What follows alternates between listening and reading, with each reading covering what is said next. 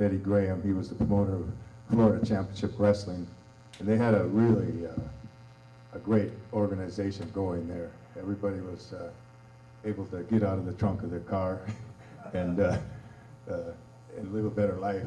But he was real close to Vince McMahon Sr.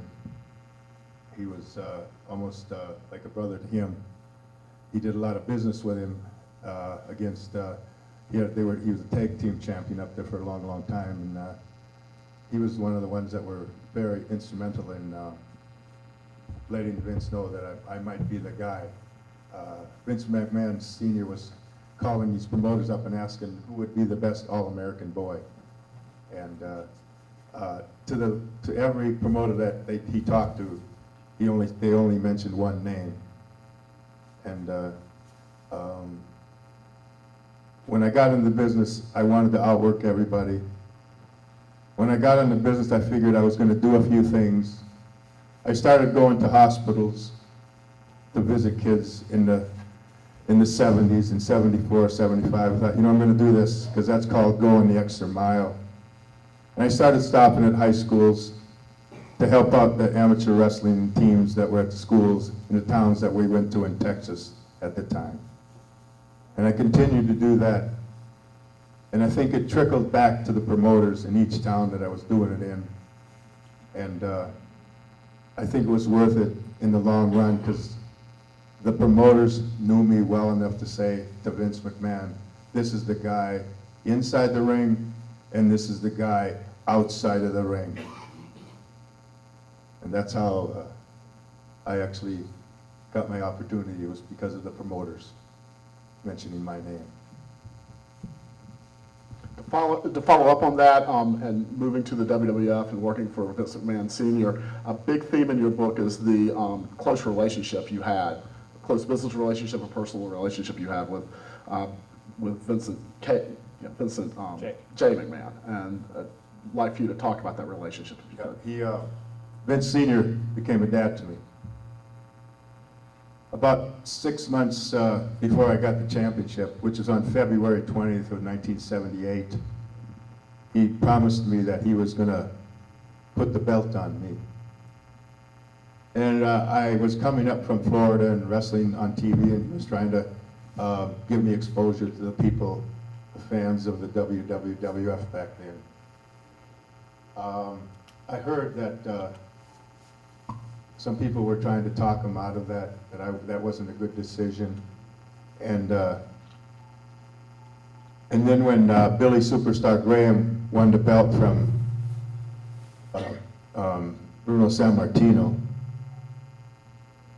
Billy Superstar Graham was trying to talk Vince out of putting the belt on me also. Because Billy Superstar Graham was having big crowds every night. And Vince McMahon Sr. on the day of the Garden, he got me aside. He said, they wanted me to not do this, but I told him I gave Bob Backlund my word, and we're going to make him a winner. And I never forgot that. I think about Vince McMahon every day of my life because of his integrity, his honor. It was a pleasure to work under that man because he wouldn't tell you you were going to do something. He'd ask you for an opinion.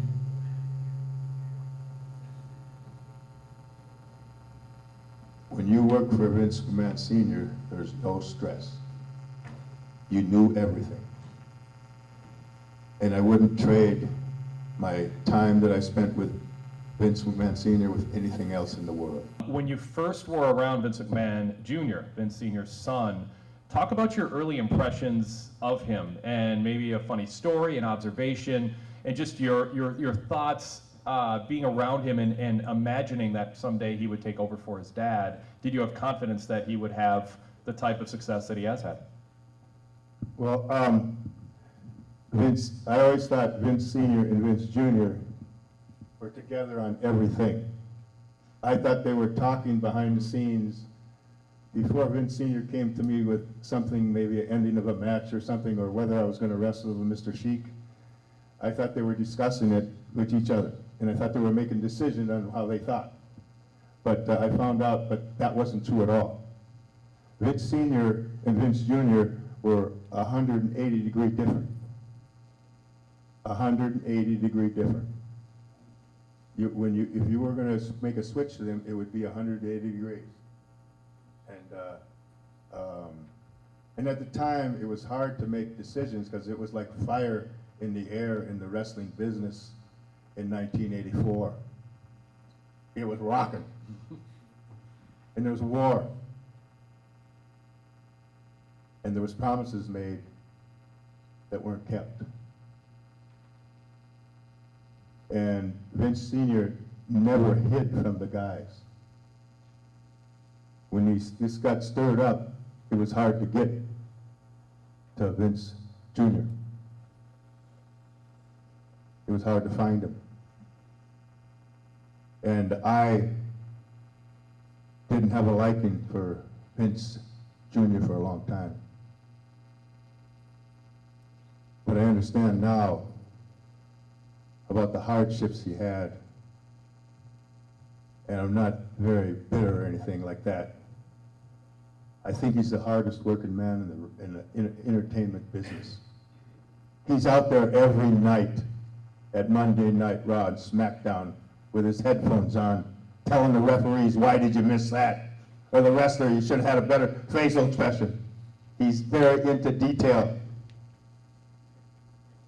And I don't, and I didn't have any doubts that Vince McMahon Jr. wasn't going to attain his goals. I didn't doubt that at all. Because he had such a strong foundation.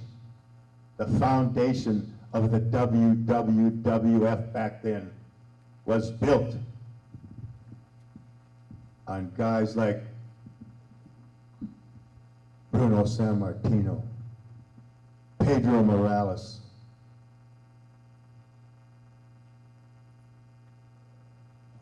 guys like Don Morocco, Jimmy Snuka, the Iron Sheik. The Iron Sheik played a very important role in Vince Jr.'s success. And I know the Iron Sheik maybe had some problems with that, but he made the right decisions. And I know he checked on those decisions and thought about them for a long time. I'm saying, you did the right thing, Iron Sheik. Thank you, Mr. Backlund. I have a lot of respect for you. To least you know where our country I come, what I did in America, and especially WWE #1 company. But I want to say, Steve, I'm happy to be with you today in the Waterloo, Iowa, Dan Gable country, and I'm very happy to see you again. And one of the biggest day for me, and especially my young agents, Megan and his father are here, and my family here. There are a lot of good friends in the Waterloo. I'm very happy to be today to see you again since Olympic 1972, Munich, Germany, and now I'm in the Waterloo, Iowa after 40 years. God bless Waterloo, Iowa, and Dan Gable.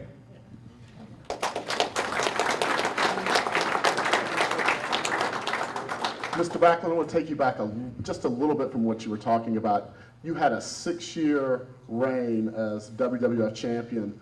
You sold out Madison Square Garden. You were very successful in the big markets in the Northeast. Talk about the opponents that you were the most successful with. I think of Don Morocco, who you talked about, magnificent Morocco, and what a contrast he was to you, the All-American, the Ray-Ban sunglasses. I think I have mine on. And Greg Valentine, but you had just the who's who of wrestling villains to do business with. Talk about that. Talk about your reign, your very successful reign as WWF champion. Well, Vince McMahon Sr. said he was going to bring the best in.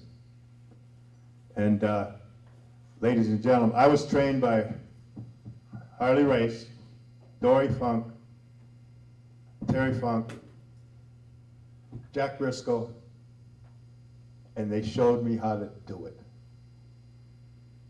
And they were training me to be the NWA champion, which I didn't know way back when. And in the NWA, you had to wrestle Dusty Rhodes in Florida. And you had to beat him because you're the champion. But you had to make him stronger. You had to make him better because he was going to stay in Florida and keep making money for that territory.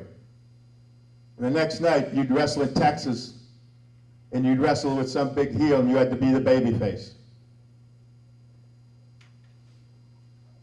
And you had to travel. And I was prepared to go and wrestle with people in the WWF that Vince McMahon wanted me to. And I was prepared to make them look good.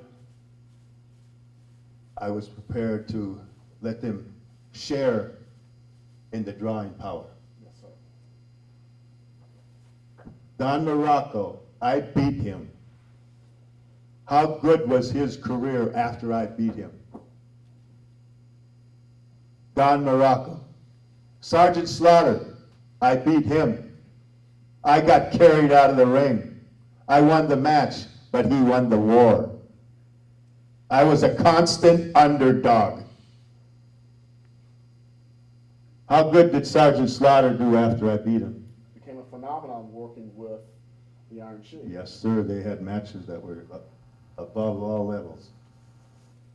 And Jimmy Snuka, how good did he do after I got carried out the stretcher He became the biggest box office draw in the world. in a cage match in Madison Square Garden, where he jumped off the top of the cage?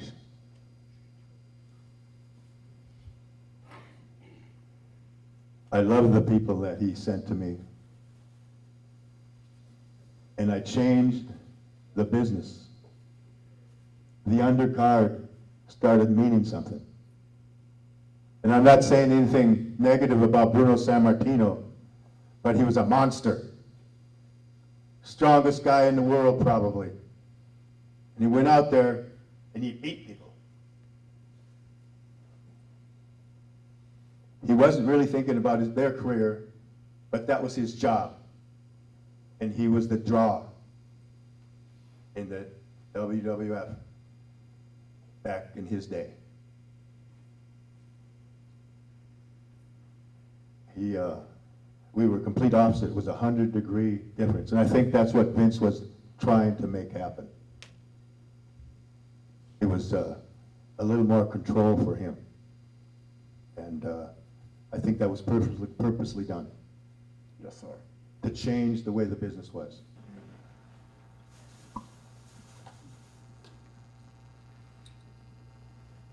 I want to talk about the art of a wrestling match. And this art isn't there anymore. You start out here and you want to end up here. And you build that slowly throughout the match. You're trying to draw the people in the crowd into it slowly as you go through these certain moves and motions. And you listen to the crowd and they tell you what direction you're going to go by the way they react. And you build it, you build it, you build it, and you want to blow the roof off at the end. Not in the middle. There's a lot of matches. The middle is bigger than the end. Back in the day, the peak always had to be at the end. You go home at the end. You want to get those people involved in liking it. I had people that I had me in the hold called the short arm scissor, and I tried to pick them up once, and I couldn't do it. The next time I tried to pick them up, people were more involved, and they cheered louder. And then the next time, on the third time, I tried to do it again, and the crowd would even start louder because you thought you were helping me get out of the hold. Well, you were. You were making me stronger by the adrenaline in my body. I picked up Hulk Hogan with one arm. I could have never did that in practice. I gave the atomic knee drop to Crusher Blackwell, 450 pounds, because of you. And because of you being involved with the match. My whole life in the wrestling business was like a wrestling match. It started at the bottom, and it built, and it built, and it built. And you got behind me stronger and stronger on a day-to-day basis. When I walked into the ring, there's nothing that Vince McMahon asked me to do things, I never questioned it. There was no option like that. I had to do it. In the dressing room one time, he told Ernie Ladd, 6'10", 350 pounds, he's going to do the atomic knee drop to you. Ernie Ladd said after the match, I wouldn't have believed it unless I was there. When Vince McMahon said that, I couldn't question it. I had to do it. It was like a wrestling match, my career. I loved every minute of it. Even though it wasn't fun sometimes, I loved the climb and the ladder. I loved the excitement.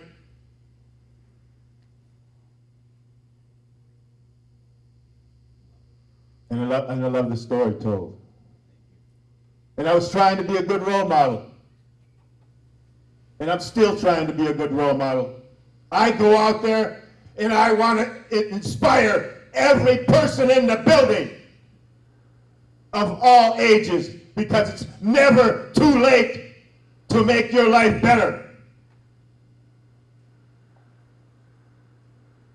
Thank you very much, ladies and gentlemen. I gotta get to the gym. I gotta work out right now. Thank you, good night, and we'll see you later. Thank you, Mr. Thank you very much. Appreciate you. Yeah, good. Thank you, gentlemen. Thank you, Mr. Backlund. Thank you. Thank you, sir. Thank you, sir. Thank you, sir. Thank you, young lady. Thank you. Yeah! You got that! Eat that up, Toogie! You guys are great! And I don't care who knows it! Yeah! Thank you. I lost my grip. Here we go, right up here. Okay,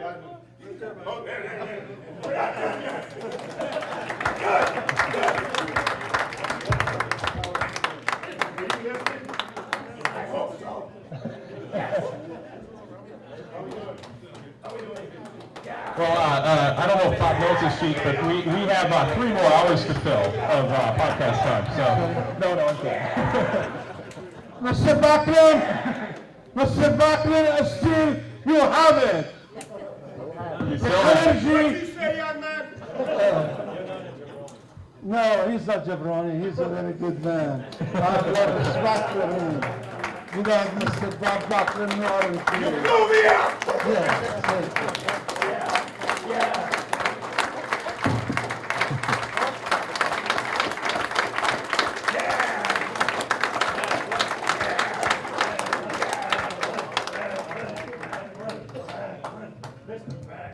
I'll be down in the museum, in the gym, doing the wheel.